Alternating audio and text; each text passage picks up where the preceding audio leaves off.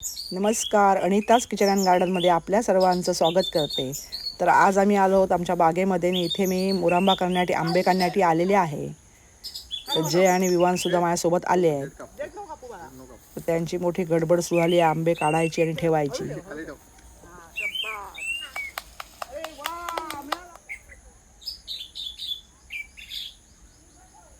तर हे गोल आकाराचे आंबे आहे, निलम पण म्हणतात आणि पावशी पण म्हणतात. हा जरा चवीला आंबट कमी असतो म्हणून याचा मुरांबा छान होतो.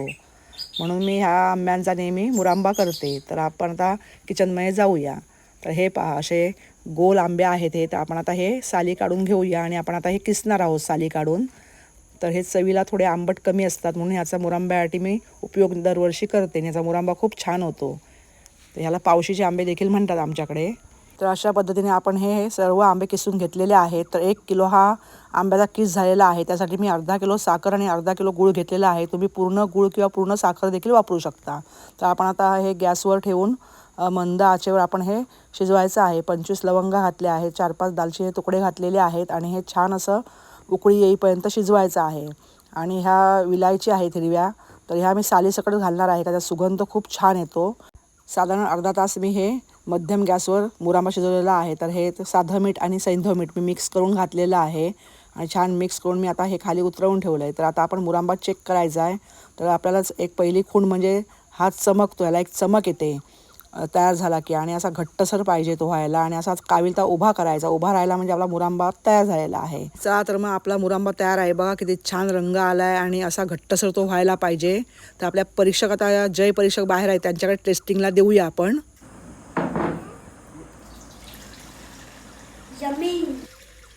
आणि हो, लहान मुलांना हा देताना आठवणीने ज्या लवंगा, दालचिनीचे तुकडे आणि ज्या हिरव्या वेलचीच्या साली आहेत त्या आठवणीने काढायच्या आहेत. तर हा मुरांबा बघा, हा मला गेल्या वर्षीचा आहे. तर 1 वर्ष मुरलेला आहे आणि फ्रीज बाहेर तो अतिशय चांगला राहिलेला आहे. रंग बघा किती गडद आला आहे, कारण तो छान मुरला आहे. तर ह्या वर्षीचा आणि गेल्या वर्षीचा रंग बघा. आंब्याचा मुरांबा तयार झालेला आहे, परंतु हा खाण्यासाठी तयार झालेला नाही आहे.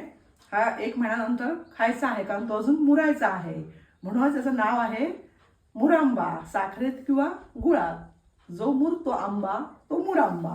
तर 1 महिन्यानंतर तो खाण्यासाठी तयार होईल. तर कसं वाटलं व्हिडिओ? आवडला तर व्हिडिओला एक लाईक नक्की करा आणि अशा एअरटाईट भरणीमध्ये भरून हा मुरांबा ठेवायचा आहे.